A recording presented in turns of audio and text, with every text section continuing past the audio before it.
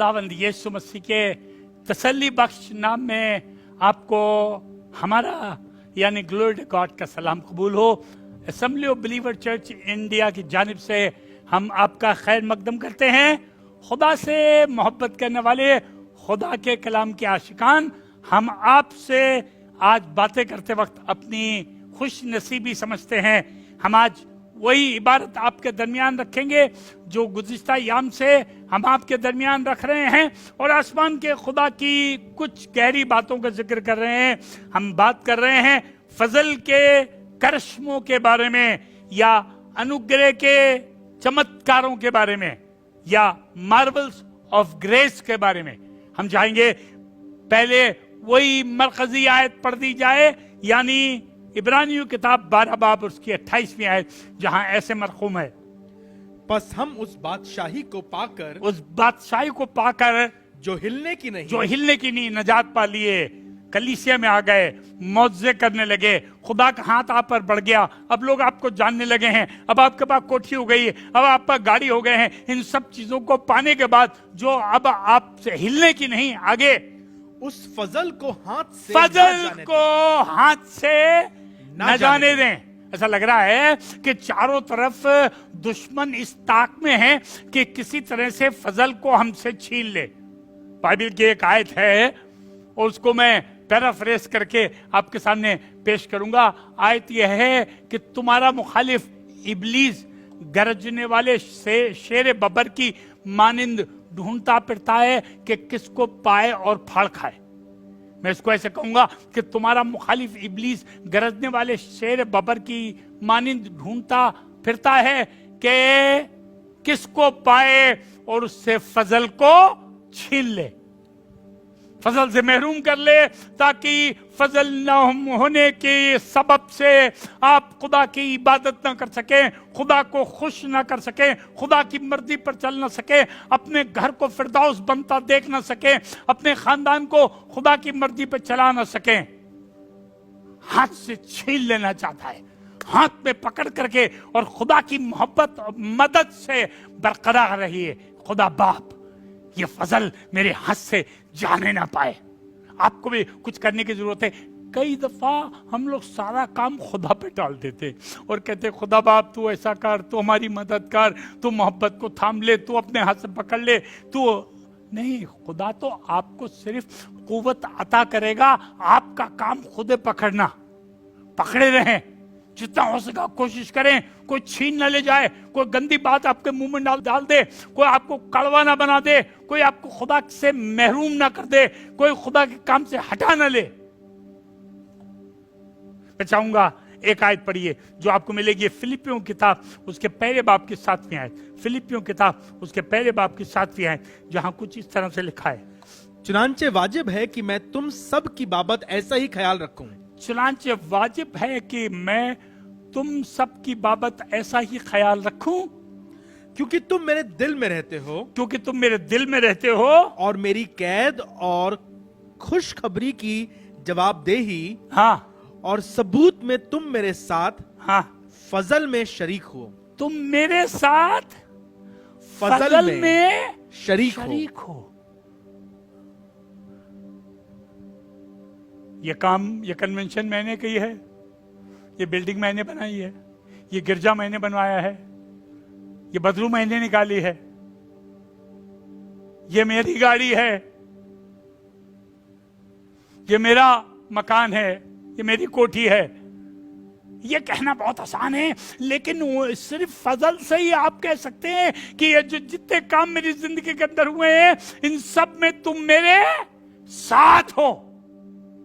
खुदा के लोगों, आप साथ लेके चलिए। आज दुनिया में सबसे बड़ा मसला है कि आज कोई आदमी अपने आप किसी को साथ नहीं करना मांगता। हले नहीं, आप बढ़िए, हम अकेले कर लेंगे, हम ठीक है, हम आपको अपने साथ नहीं लेना मांगते। आज कोई किसी को अपने साथ नहीं लेना मांगता, शरीक नहीं करना मांगता। खुदा की मर्जी यह है कि हम सब के सब मिल करके टीम के तौर से खुदा का काम करें, पर टीम वर्क शैतान करने नहीं देना चाहता। वो छीन लेगा, हमको अलहदा करेगा, बिखेर लेगा, आदमी को औरत से, भाई को भाई से।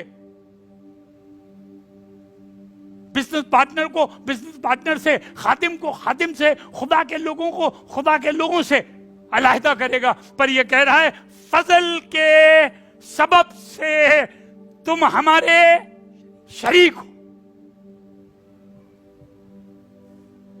आदमी औरत अलग अलग लगेंगे नहीं, भाई भाई अलग अलग लगेंगे नहीं, खातिम खातिम अलग अलग लगेंगे नहीं। कन्वेंशन चल रही होगी, ढेरों लोग आएंगे, आए हैं इस कन्वेंशन, पता नहीं किसने ये कन्वेंशन कराई है, क्योंकि हम सब सहभागी हैं इसमें। फजल का बहुत बड़ा काम है। मुझे लगता है फजल की जरूरत हमारे सारे बिजनेस में है, फजल की जरूरत हमारे घरों में है, हमारी कलीसियाओं में है, हमारी शख्सी जिंदगियों में है, हमारी खिदमत के दौर पर फजल की जरूरत है। बगैर फजल के आदमी थका हुआ है, कमजोर है, अकेले अकेले काम कर रहा है, कर भी नहीं पा रहा है, बिल्कुल लागर और लग्जिश खाया हुआ है, दुखी है, कोई हमारे साथ नहीं, कोई हमारी मदद नहीं करता। बात तो दरअसल यह है कि तुम फजल न होने के सबब से अपने अकेले अकेले काम करना मांगते हो। जब फजल तुम्हारे खानदान पर आसमान से आएगा, जब आसमान का खुदा तुम पर फजल देगा, जब फजल से तुमको निजात मिलेगी, जब फजल से तुम्हें पुख्तगी मिलेगी, जब फजल के तुम मातहत हो जाओगे, जब फजल तुमको बादशाही इनायत करेगा, तो तुम एक साथ मिलकर के काम कर सकोगे। खाना किसने बनाया है? अरे हम लोगों ने सबने मिलकर बनाया है। कहीं कहीं तो औरत कहती है, अरे मैंने बनाया, सुबह से लगी हुई हूं, इस घर में तो कोई मदद करने को तैयार नहीं है, मैंने अकेले बनाया है।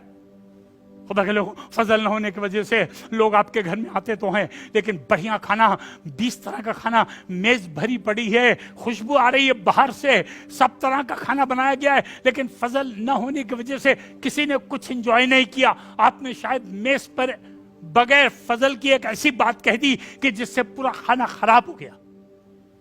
हम तो नौकर हैं, हम तो सुबह से लगे हैं, लोग आते हैं, खा के चले जाते हैं। सिर्फ इतना सा सेंटेंस पूरे खाने को, पूरी दावत को, पूरी मेज को बर्बाद कर गया कि आपका खानदान, क्या आपकी शख्सी जिंदगी, क्या आपकी कलीसिया, क्या आपका बिजनेस इन तमाम तरह की फजल से महरूम बातों से तबाह तो नहीं हो रहा। आप खुद भी कहीं तबाह तो नहीं हो रहे, आपके बच्चे कहीं तबाह तो नहीं हो रहे, आपकी शख्सी जिंदगी बर्बाद तो नहीं हो रही। फजल को हाथ से ना जाने दो। सुबह दोपहर शाम उसको पकड़े रहो, दुआ करो कि खुदा बाप ये फजल हाथ से ना जाए। मैं चाहूंगा एक आयत और पढ़िए जो आपको मिलेगी, 2 थिस्सलुनीकियों 2:16। अब हमारा खुदावन यीशु मसीह खुद और हमारा बाप खुदा, हाँ, जिसने हमसे मोहब्बत रखी जी, फजल से हाँ, अब्दी तसल्ली और अच्छी उम्मीद बख्शी। कौन? खुदावंद यीशु मसीह, उसका बाप खुदा मुझको तसल्ली और उम्मीद बख्श रहा है।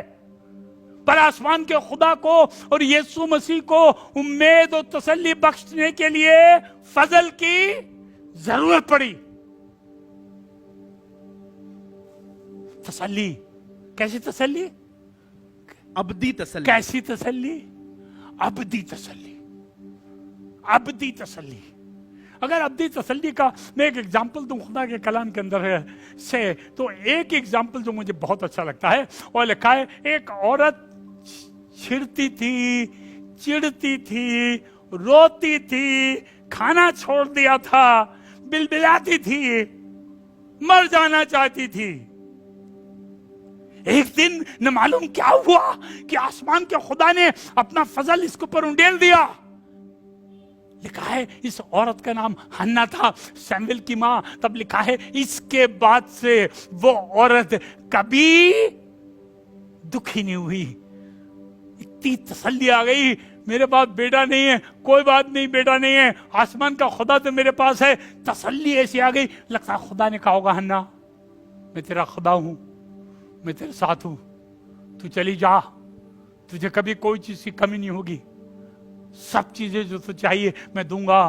और आसमान के खुदा का फजल आसमान से अबदी तसल्ली बंद करके हन्ना पर आया, और हन्ना उठी और उठकर चली गई, खाना पीना खाया, और उसके बाद से फिर वो कभी उदास नहीं हुई। मैं आसमान के खुदा से दुआ कर रहा हूं कि ये चिड़चिड़ाहट, ये झगड़ा, ये गंदी बातें, ये घर में लड़ाई, ये झगड़े, ये चीजें बिखेरना, ये चीजें फेंकना, ये बातें ना मानना, ये गंदी संदी बातें करना, ये आज ताबत के लिए खत्म हो जाए। मेरी आवाज सुनने वालों, दूर और पास से मेरी आवाज सुनने वालों, मियाँ बीवी जो आपस में रोज झगड़ते हो, बच्चों जो झगड़ते हो, बिजनेस पार्टनर्स जो बहुत झगड़ा कर रहे हो, आज खुदा करे कि खुदा का फजल, यीशु मसीह का फजल, उसके बाप का फजल, आसमान के खुदा का फजल तुम्हारे खानदान, तुम्हारी जिंदगी पे आ जाए, और तुमको ऐसी तसल्ली मिले जो एक दो रोज की नहीं बल्कि अबदी हो। अबदी तसल्ली इनायत करे। पहला तिमोथी 1:2 इस किताब के पहले चिट्ठी के पहले बाब में और दूसरी चिट्ठी के पहले बाब में 2 चिट्ठी लिखी पौलुस ने अपने बेटे तिमोथी को, और दोनों चिट्ठी में एक बात कॉमन लिख रहा है। पहला तिमोथी 1:2, दूसरा तिमोथी 1:2, और इन दोनों में एक कॉमन बात लिख रहा है। सुनिएगा क्या कह रहा है। तिमुथियुस के नाम जो ईमान के लिहाज से मेरा सच्चा फर्जंद है, ईमान के लिहाज से मेरा सच्चा बेटा है जी। फजल रहम और इत्मीनान खुदा बाप और हमारे खुदावंद यीशु मसीह की तरफ से तुझे हासिल होता रहे। तुझे हासिल होता रहे। It is a present continuous tense.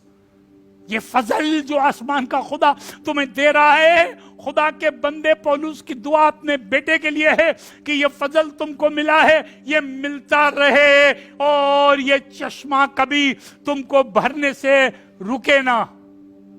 तो अगर ये खुदा बाप तेरा फजल जो पिछले साल तूने मुझे दिया, और दे, चश्मा जारी रहे, तेरा फजल जारी रहे, तेरी मदद जारी रहे। उसके बाद दूसरी चिट्ठी पढ़िएगा, दूसरी चिट्ठी उसके पहले बाप की दूसरी आयत जी। प्यारे फर्जंद तिमुथियुस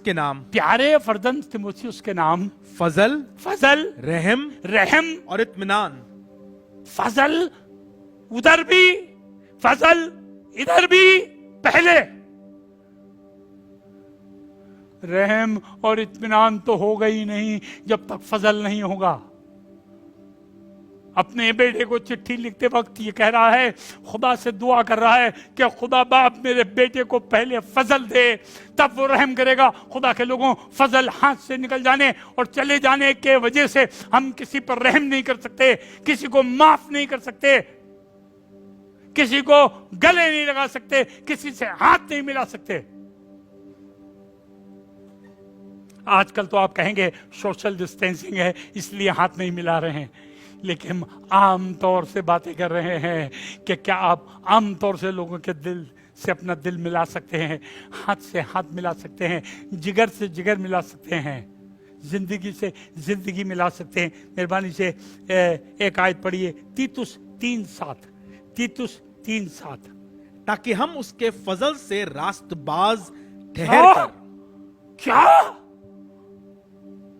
भाई साहब, अंकल जी, दीदी, फूफी, मेरे पास आपके लिए कलाम है कि उसके फजल से आप रास्तबाज ठहरते हैं। फजल फालतू की चीज मत समझिए, फजल इंसान को रास्तबाज ठहराता है। भगा दिया, गंदी बात कह दी, माफ नहीं किया, माफी नहीं मांगी, क्योंकि फजल नहीं था। फजल होता तो राजबाज ठहरते, फजल होता तो माफी मांग लेते, फजल होता गले लगा लेते, फजल होता माफ कर देते, फजल होता प्यार करते, फजल होता दुख उठा लेते, फजल होता अपना नुकसान बर्दाश्त कर लेते। आज सारी दुनिया में फजल ना होने के वजह से ये बिजनेस इसलिए चौपट नहीं हुआ कि आपका पार्टनर ठीक काम नहीं कर रहा था, पर आप ठीक काम नहीं कर रहे थे, आपके और आपके पार्टनर के बीच में कोई फजल नहीं था। ये खानदान इसलिए टूट गया, ये शादी इसलिए टूट गई, इसलिए नहीं कि आपकी बीवी कम पढ़ी लिखी है, आप ज्यादा पढ़े लिखे, इसलिए नहीं, पर इसलिए फजल खानदान से चला गया था। ये दो बच्चे एक ही घर में पैदा हुए, 20 साल तक रहे, पढ़ने लिखने के बाद आज 11 साल के बाद आज तक दोनों ने एक दूसरे को फोन पर भी बात नहीं करी। क्यों? इनके पास पैसा था, ये बड़े बड़े स्कूलों में पढ़े हैं, इन्होंने अच्छे अच्छे कपड़े पहने हैं, सोने चांदी की चीजें इस्तेमाल करी है, इनके पास ऐश और निशात की सब चीजें थी, गाड़ियों पे चले हैं, लेकिन फजल नहीं होने के कारण सब बिखर गया है। फिर से पढ़िए, ये वाली आयत बहुत खूबसूरत है, मैं फिर से पढ़ाऊंगा जी। ताकि हम उसके फजल से रास्तबाज, ताकि हम, मैं, टोनी, तुम अपना नाम लो, बहन, दीदी,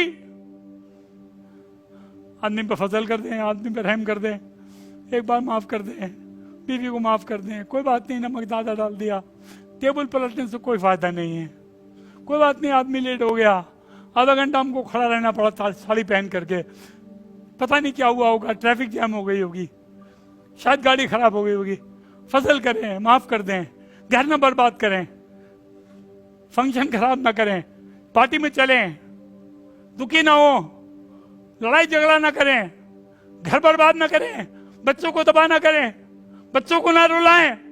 लोग हाथ पकड़ करके खींच करके अपने बच्चों को पार्टी से घर ले जाते, चल घर चलेंगे, नहीं ऐसी पार्टी अटेंड करेंगे।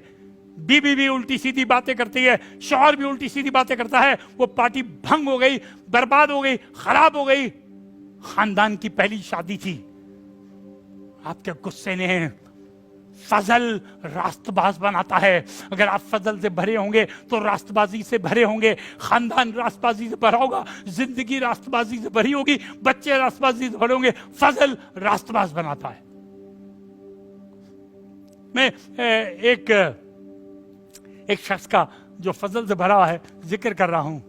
मैं बहुत कम लोगों को इस आदमी का जिक्र करते सुनता हूं, जिसको देखो सैमुएल का जिक्र करता है, दाऊद का जिक्र करता है, हन्ना का जिक्र करता है, एली का जिक्र करता है, यहां तक कि हुफनी फिनियस का भी जिक्र करता है। बहुत कम लोग हैं जो हन्ना के आदमी इल्काना का जिक्र करते हैं। मैं आज फजल के सिलसिले में इल्काना का जिक्र कर रहा हूं। हमारे खानदानों में बहुत से ऐसे खानदान हैं जिनमें हन्ना के साथ, हन्ना की तरक्की, सैमुएल की तरक्की, खुदा के लोगों की तरक्की के पीछे इल्काना का हाथ है।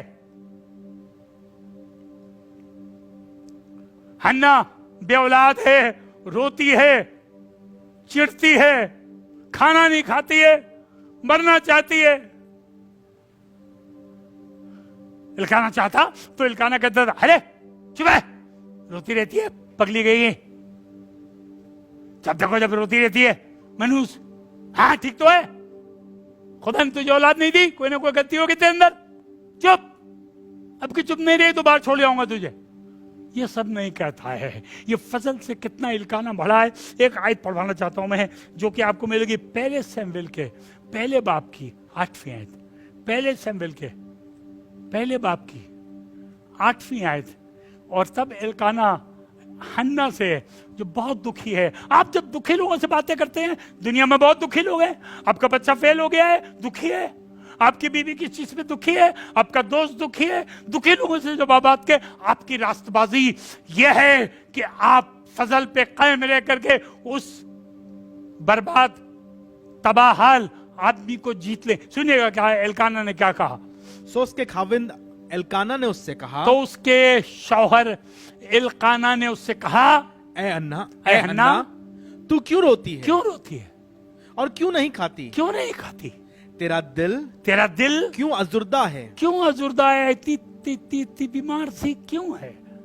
दुखी क्यों है तेरा दिल? आगे सुनिए। क्या मैं तेरे लिए 10 बेटों से बढ़कर नहीं? बेटा चाहिए तुझे? 10 बेटों की तरह मैं हूं। Grace of Elkanah for Hannah, graceful talk of Elkanah for Hannah. Hannah के लिए इल्काना के फजल से भरे शब्द जिन्होंने जिंदगी बदल दी, इसके फौरन बाद ही हन्ना के अंदर काम होना शुरू हुआ है। इससे पहले हर साल हन्ना यहाँ इबादत खाने में जाती थी, कुछ नहीं हुआ। इसी के बाद लिखा है हन्ना दुआ कर रही थी। ये दुआ की शुरुआत, हन्ना की दुआ, हन्ना का दिल उंडेलना, हन्ना का माफी मांगना, हन्ना को माफ किया जाना, हन्ना का खाली हो जाना, हन्ना को औलाद मिलना, हन्ना के बेटा शमील पैदा होना, शमील खुदा का नबी होना, सब कुछ शुरू हुआ इल्काना से। जब इल्काना ने कहा मैं तेरे लिए 10 आदमियों की तरह या 10 जवान बच्चों की तरह नहीं हूं। आप कैसे बोल रहे हैं? बीवी से बात कैसे करते हैं? अपने आदमी से, अपने पति से कैसे बात करती हैं आप? शौहर से कैसे बात करते हैं? पादरी साहब से आप कैसे बात करते हैं? मम्मी से, पापा से कैसे बात करते हैं? अपने टीचर से कैसे बात करते हैं? क्या फजल से भरे में हैं या शैतान ने फजल आपका छीन लिया है? आप इबादत में भी जाते हैं, अभी भी आप टाइट देते हैं, ऑफरिंग देते हैं, अभी भी आप अच्छे से काम करते हैं। आपने 2 चर्च बिल्डिंग बनवाई है, अब तीसरी बनवाना चाहते हैं। आप अपना माल और बाप खुदा के लिए खर्च करते हैं। ये सब बातें बहुत अच्छी हैं, लेकिन सवाल मेरा यह है कि क्या आप फजल से भरे हैं? फजल आपका छीन तो नहीं गया?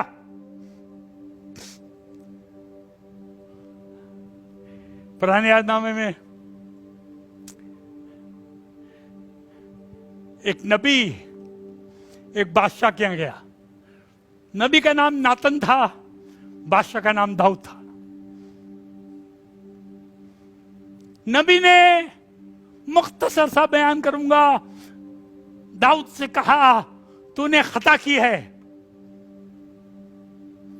तूने खता की है कि हित्ती ऊरिया को मरवा दिया और उसकी बीवी ले ली। जिस आयत में लिखा है कि खुदा के खादिम ने कहा कि तू कत्ल के लायक है, उसी आयत में लिखा है, उसने कहा तू कत्ल के लायक है। उसके बाद नेक्स्ट आयत है, लिखा है दाऊद ने कहा मैंने गुनाह किया। दाऊद ने कहा मैंने, एक बादशाह जिसके पास दर्जा, रुतबा, इज्जत, फौज, तलवार, बर्छियां सब हैं, जब आप घर के सबसे बड़े हो, मालदार हो, पैसे की कोई कमी ना हो, गाड़ी हो आपके पास, बड़ी नौकरी हो, 20 नौकर हो आपके पास, तब आपका गलती मान लेना, तब आपका खता का इकरार कर लेना, तब ये कहना कि मुझसे खता हुई, मैंने जिनाकारी की है, मैंने खून किया है, आसान नहीं है।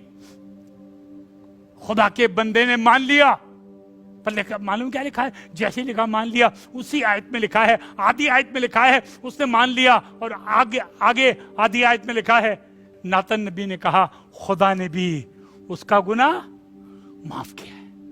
खुदा ने भी उसका गुनाह माफ किया है। जब फजल से आप भरे होंगे तब माफी मांगेंगे, जब फजल से आप भरे होंगे तो खता मान लेंगे। दाऊद ने खता मान ली, खुदा ने खता माफ करी। पर नए नामे में सफीरा सामने खड़ी हुई है और पतरस कह रहा है तेरा आदमी अभी मर गया, उसको उठाने वाले अभी सामने खड़े हैं। पर सफीरा फजल से भरी नहीं थी, चाहती तो वो भी घुटने पे गिर जाती और माफी मांगती कि हे पतरस, खुदा के खादिम, मुझे माफ कर दे, मुझसे गलती हुई है, हम लोगों ने मिल करके आपने एका किया, एका करके झूठी बातें गढ़ी हैं और हमने इतने की नहीं इतने की जमीन बेची है, मुझे माफ कर दे। फजल नहीं होगा, माफी नहीं मांगेंगे, फजल नहीं होगा, इकरार नहीं करेंगे, फजल नहीं होगा, मेल नहीं करेंगे, फजल नहीं होगा, इबादत नहीं होगी, फजल नहीं होगा, घर जन्नत नहीं बनेगा, फजल नहीं होगा, खुदा को खुश नहीं करेंगे।